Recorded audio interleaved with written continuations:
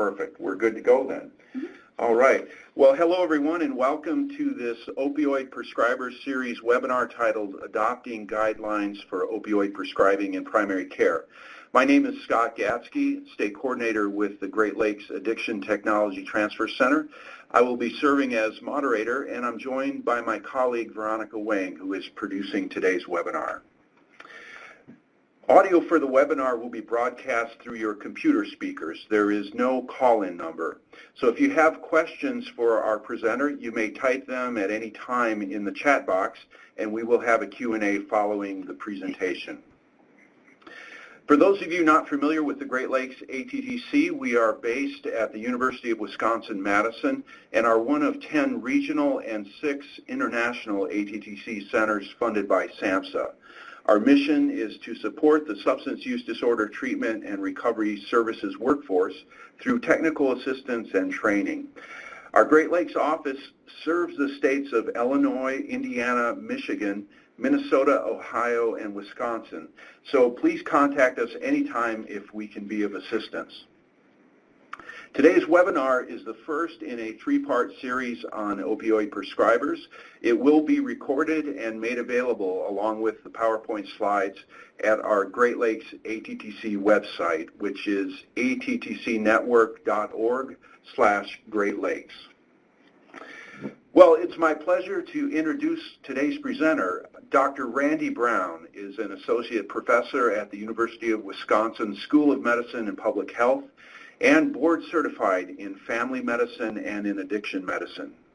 Randy serves as a consulting physician in addiction medicine at the UW Hospital, where he is the director of the Center for Addictive Disorders, the Middleton Memorial Veterans Hospital, the UWHC HIV/AIDS Clinic, and at the Access Community Health Centers. He is also a certified prescriber of buprenorphine as an adjunctive treatment for opioid dependence. In addition to his MD, Randy attained his PhD from UW Population Health. His current research includes investigations in opioid misuse prevention, mobile technology to support recovery, and promotion of medication prescribing for alcohol use disorders in primary care. His primary interests revolve around the treatment and prevention of substance use disorders and their complications in settings outside of the specialist treatment environment. For example, primary care, hospitals, pharmacies, and criminal justice settings. In addition to all this, Randy serves as a director of the American Board of Addiction Medicine and the Addiction Medicine Foundation. He is also president-elect of the Addiction Medicine Fellowship Directors Association. And I left out many more things that Randy is involved with. Randy, I'm not sure when you find time to sleep, but we're really honored to have you here today, and I will turn it over to you.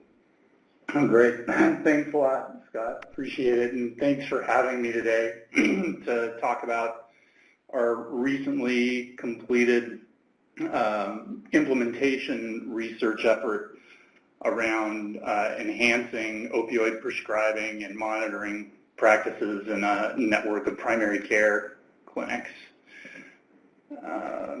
First off, as most research projects do, this one took a village.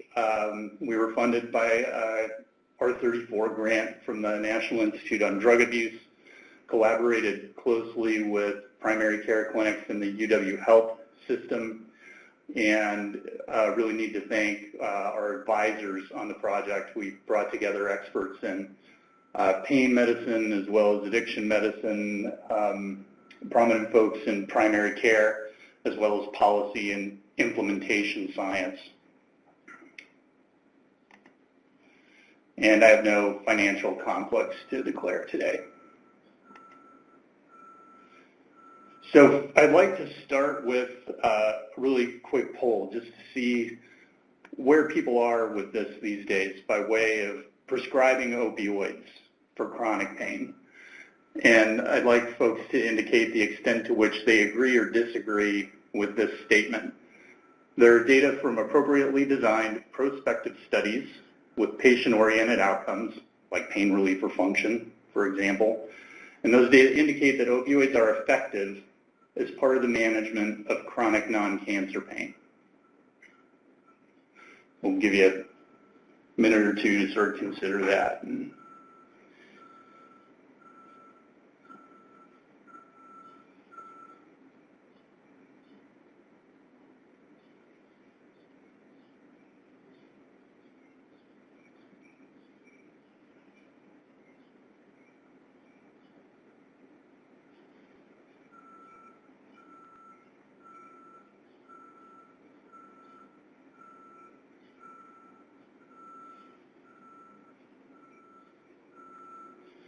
It looks like it's slowing down, and looks like we were going to say this had consensus, that there's general disagreement.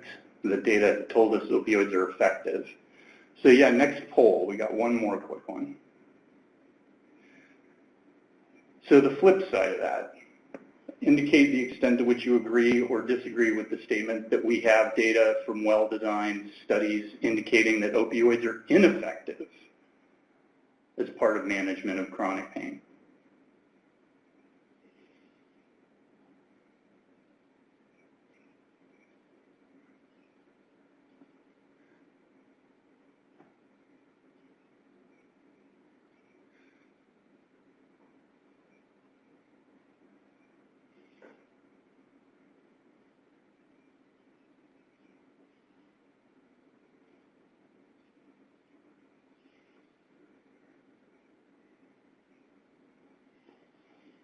And there it looks like we're settling out at agreement with that we have pretty clear data telling us that opioids are ineffective here. And, you know, this has been a bit of a moving target of late, but my last read, we didn't really seem to have the sorts of study we need to give us great guidance so far as this practice goes. And that means to say that we don't really have studies in patients who have chronic pain where opioids are compared to other treatments,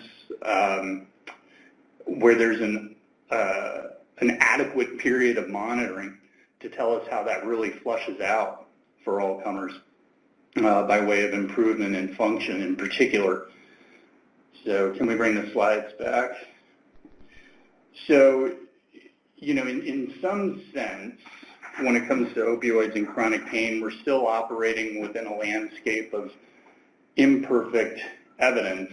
But as I'll get to in a bit, we do have information over the last decade or so indicating that more opioids out there is sort of a situation of greater risk in terms of population health. So what we sought to do in the project that I'll be telling you a little more about in terms of its context and results, what we looked to do was improve patient safety by developing and implementing a set of universal precautions for opioid prescribing in primary care that were based on leading clinical guidelines at the time we were launching. And the funding, again, was an R34 mechanism. For those not familiar with that, that mechanism is of a size and scope that the idea is to conduct a pilot project or something that hopefully will inform a future larger study that's based on these results. So I'll be talking about, again, this pilot work. And I'm probably telling this audience a bit that they already know by way of the situation in which we find ourselves when it comes to opioids. Starting around the mid-90s, we really saw a major upswing in the use of opioids for chronic pain management that sort of came on the heels of expert consensus that seemed to be the thing to do in terms of reducing patient suffering. And we didn't have great evidence to really tell us otherwise at the time. But that increase in prescribing, again, as you likely know, has been associated with increased rates of opioid-related complications, with overdose being clearly the most concerning among them. So while those rates of opioid prescribing on a chronic basis are dropping, overdose is continuing to rise with illicit opioids, heroin, and the fentanyl preparations that are being created and getting on the street, quote unquote, contributing a significant deal. As I mentioned, that since the mid-90s and the upswing in opioid use for chronic pain management, we've started to be getting epidemiological data around some potential concerns with that. Again, this was pretty recent, with one set of study results depicted here indicating that as opioid dose goes higher, depending on the guideline you read for high risk, that can be 90 milligrams or 100 milligrams. The CDC guideline cutoff of 90 likely being the most widely acknowledged right now. As we get to these higher levels, you start to see a real upswing in the risk for overdose. And so data along these lines have really sort of caused some reflection on practices in this area and how these medications should be used and monitored in this setting. It's interesting to trace this history back a bit, so far as literature that was telling us that we should be using opioids more on a chronic basis to help people struggling with pain chronically. And this is one of the most widely cited pieces along those lines. You know, if you start tracing the literature back, interestingly, when you take a peek at it, it's essentially a one-paragraph letter to the editor that summarizes the review of medical records of here's 39,000 patients, 11,000 plus received one narcotic preparation while hospitalized, and there were only 4 cases of addiction, only one of which was severe. And obviously, this is far from sort of optimal science to support the case, but it really became quite widely cited as being supportive of using opioids for chronic pain.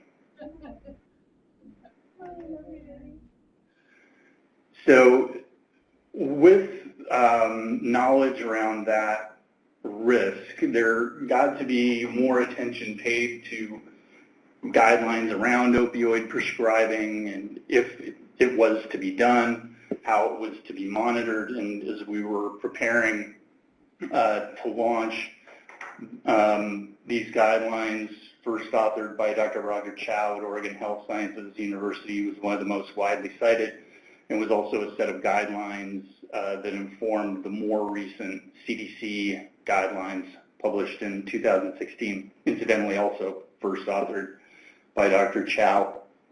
So while opioid management remains a fairly controversial issue, consensus has been emerging in guidelines similar to these around a few basic ideas. One, that high doses generally should be avoided, and that there should be frequent follow-up, that risk screening should be done, and that we should be communicating more effectively about the risks and potential benefits of these therapies. Though most of the information a provider needs is contained in these guidelines, they're pretty cumbersome for a busy primary care provider to digest. These are 40-plus page articles with a total of 25 bullets by way of recommendations. So that the goal for this study we embarked on was to go through a process where we tried to boil these things down to the most crucial things primary care providers should know and develop kind of a checklist that might be more easily implemented and carried out in primary care settings.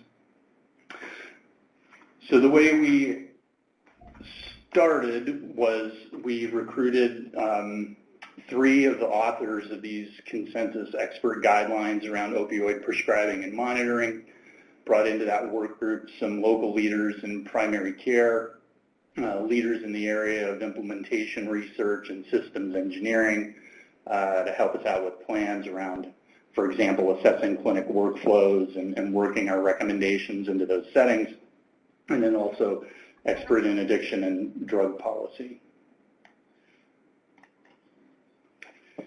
And I won't go into the horribly gory details around this process, but it's a fairly standard one known as integrated group process where, again, we formulated the composition of this panel of experts, and through some telephone interviews got some initial feedback on their thoughts around issues of importance with opioid prescribing and monitoring.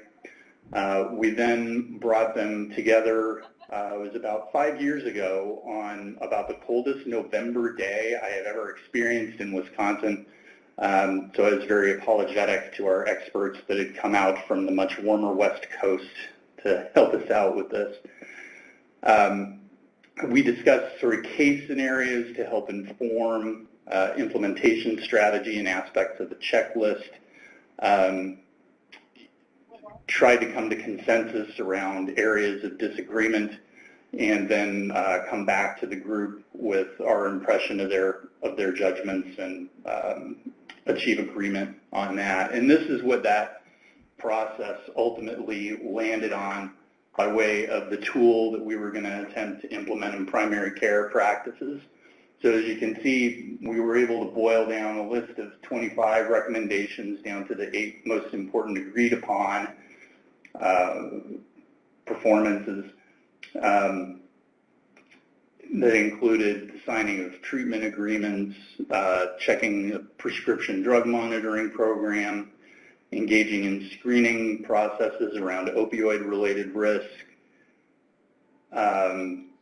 screening for other use disorders, depression, ensuring that there weren't dangerous combinations of medications such as opioids or benzodiazepines, a type of sedating medication, checking urine tests, and engaging in some systematic measurement around pain severity and impact on function.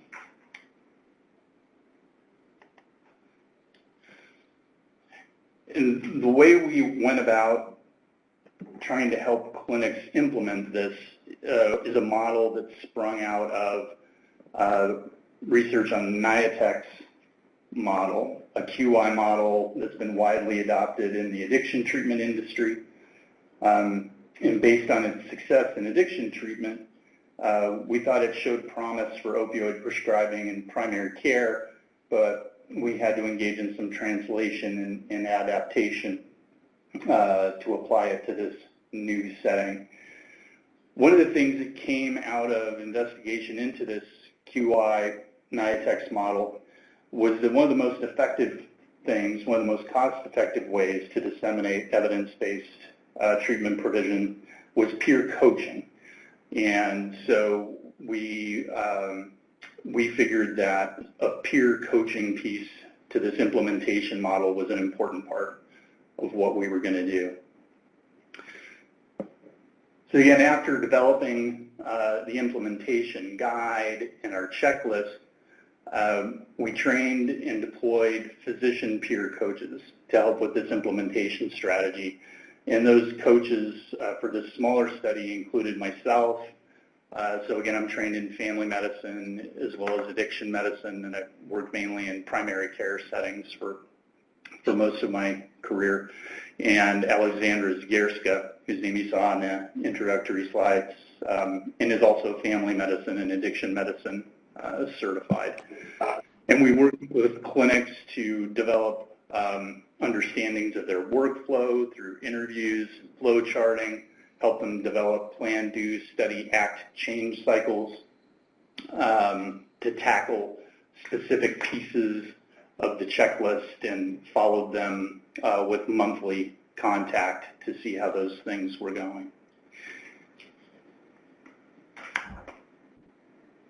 So this differs from how behavior change is normally encouraged in primary care practices. As many of you likely know, most frequently providers will receive sort of data around, for example, how well controlled their diabetics are or how well controlled their patients with hypertension are, which hasn't been overly successful in a lot of ways. So we figured we needed to enhance that traditional model with a theory-guided approach to assisting clinics with this that emphasized sort of assessing their own areas of competence and relatedness and assessing areas where they felt particularly more motivated to intervene by way of workflows in their clinic.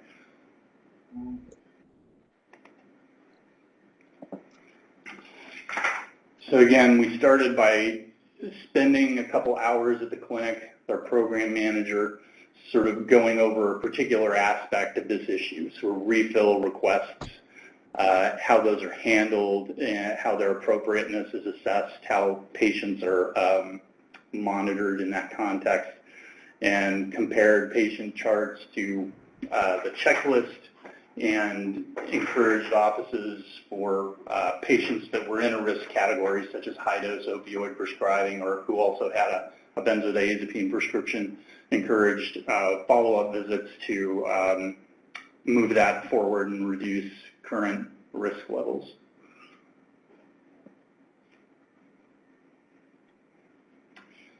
A few things that came up early in conversation that are probably intuitive for some is while a number of the guidelines are discouraging initiation of opioids for chronic pain, there's still a large population of individuals out there who have been on them long term, and cutting folks off cold turkey puts them in a pretty difficult situation by way of the withdrawal and risk for overdose if they're exposed to opioids from some source other than a physician.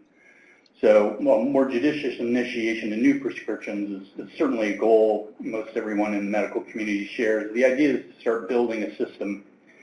The act of building the system and thought and effort involved in doing so is likely to force lasting behavior change around prescribing. I don't think you can just tell someone to do something or stop doing something and expect it to happen, but if instead you help them start doing something concrete, then we view that as the path to more sustained behavior change.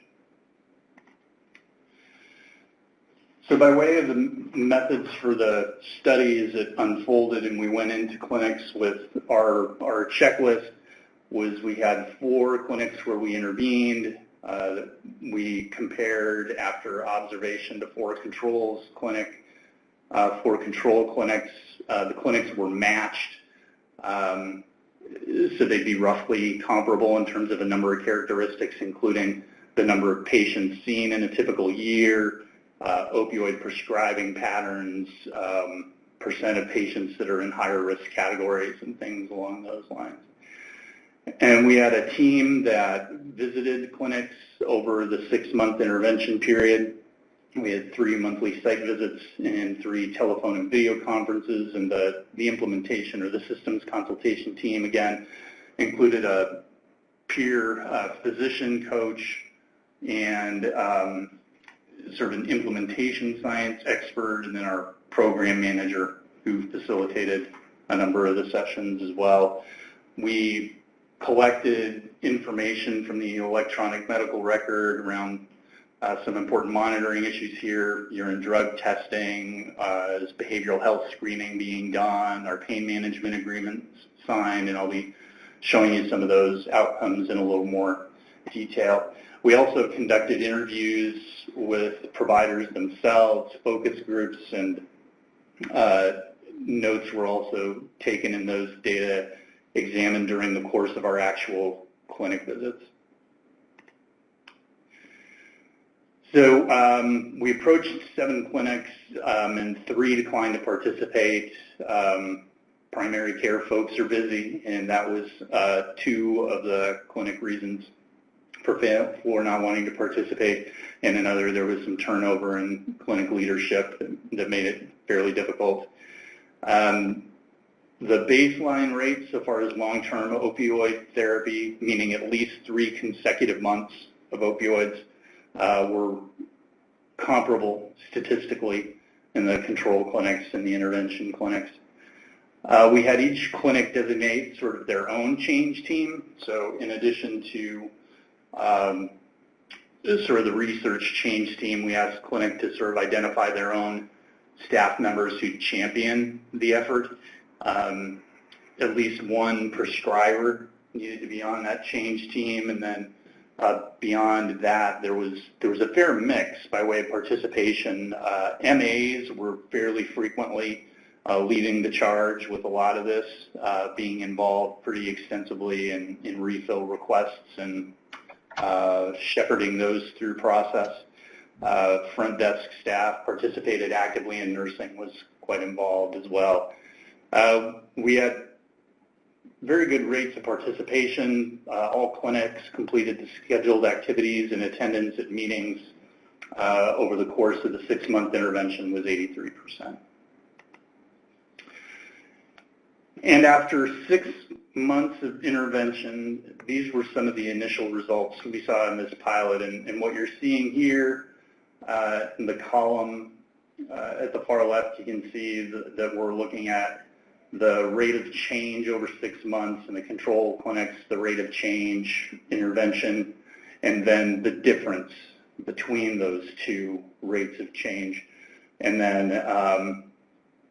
then so the row at the very bottom, you're seeing to what extent we were able to move the needle on some of these things to a statistically significant degree, where a value less than 0.05 indicates that difference in change was significant, with the intervention group doing, quote, better.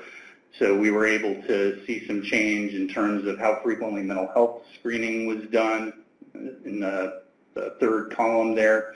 The percentage of patients who'd had a urine drug screening test over the 6 months, the proportion of patients who had a signed treatment agreement, and the percent of patients who had an ongoing benzodiazepine prescription while also receiving opioids. We went back 6 months after we'd left the clinics to see to what extent change was sustained. And as you can see in those areas where we had impact on most of them, that change was sustained, with there being that significant p-value for the mental health screening,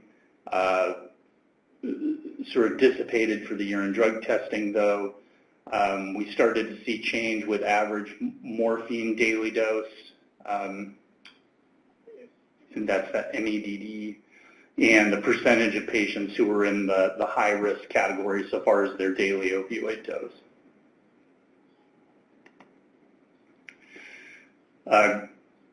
To depict some of these things graphically, as you can see here, the average opioid daily dose decreased significantly for the intervention clinics over time, but that difference between the intervention clinics and the control clinics here wasn't significant at that point. You can see here the difference between intervention and control so far as engagement in mental health screening. Again, a change that was sustained after we'd left the clinics.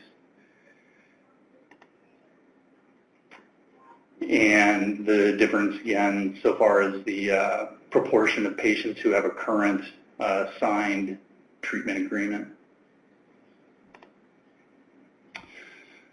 And I also made mention of the fact that early on here at month 6, we saw significant differences for the percent of patients that had urine drug testing that favored the intervention, but by the time that was followed out to 12 months, that rate dropped a little bit and perhaps leveled off at the end, and so that difference didn't maintain significance for the 6 months after we'd left the clinics.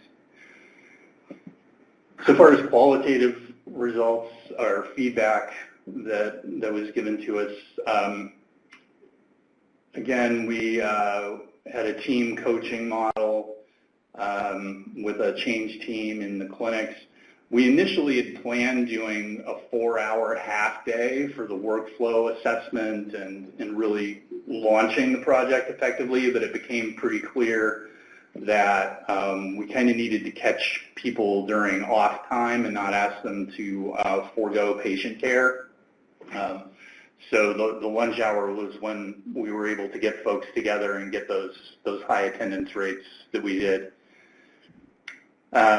We had a lot of discussions and tried to frame the conversation in terms of how they monitor and care for other chronic conditions like hypertension and diabetes that I think gave them a better framework for thinking about these things. The intervention appeared to be acceptable based on the qualitative feedback that we got. Folks felt more familiar with the guidelines for prescribing, and they felt like efforts that they made during the course of the project made life easier in terms of how prescription refills flowed. And we seem to be providing the kind of assistance that they wanted. A couple of sites actually wanted us to continue with our visits. So far as limitations with this particular research study, obviously this was a small sample of clinics and staff in a single health system. But again, this was a pilot effort to demonstrate the feasibility of the methods, and so we anticipate scaling this up to larger health systems in multiple states.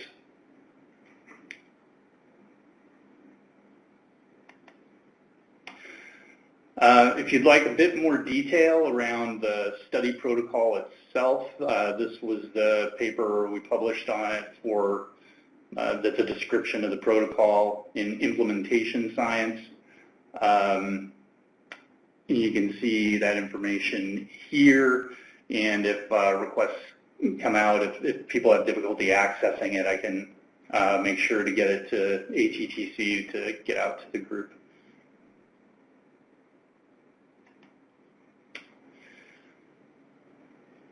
So implications for this, again, the opioid crisis and complications related to prescription opioids have been around and with us for a while. So this is going to be a process. But progress can be made when you get the right people together in the room and with clinics and make incremental changes toward overall goals.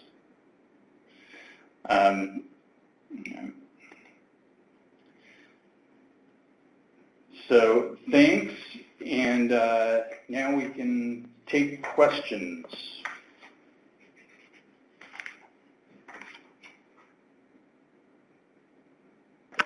Great. Thank you, Randy, very much. We've got a couple questions here, but if others have it, go ahead and enter those in the chat box now.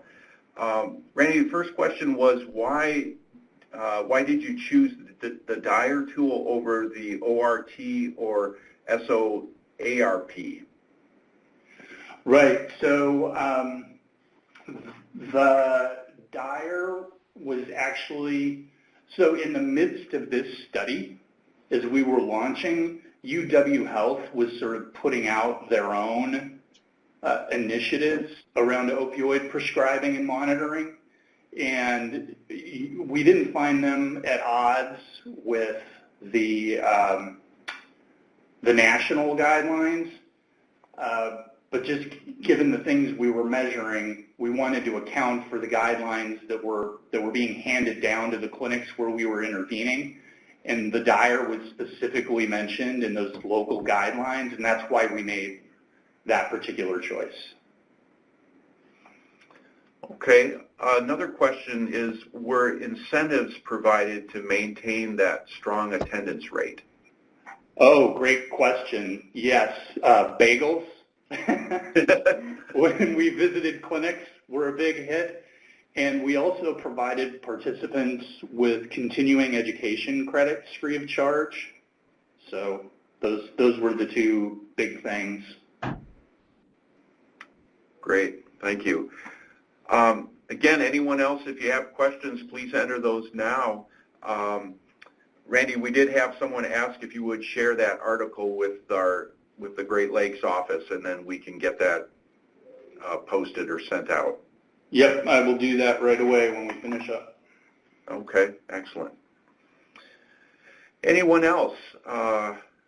Questions? Now would be the time to enter it. Otherwise, it looks like we're on course to end early today, which is fine. Anyone else?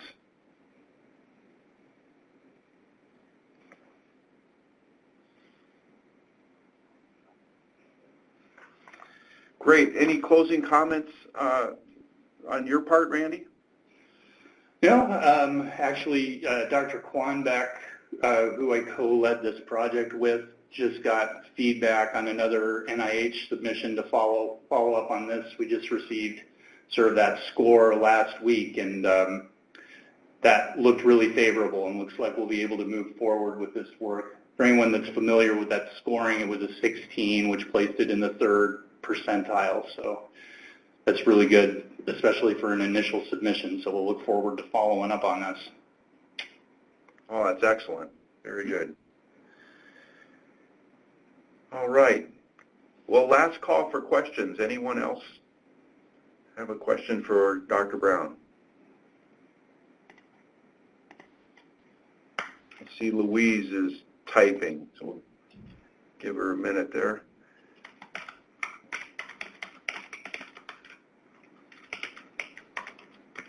Question is, what were the ages of participants? Oh, so far as the clinic staff, I'm making an educated guess here based on sort of the appearance of our champions, but it was from early 20s into the 60s so far as clinic staff participation. Okay. Thank you. Anyone else? Final questions for Dr. Brown?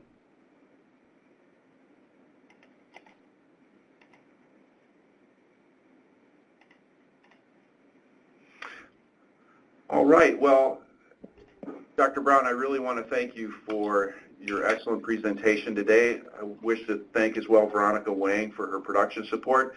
And many thanks to all of you out there for joining us. We really appreciate it. And like I said, this was the first in the part of a series, so be watching your emails for upcoming webinars around this topic.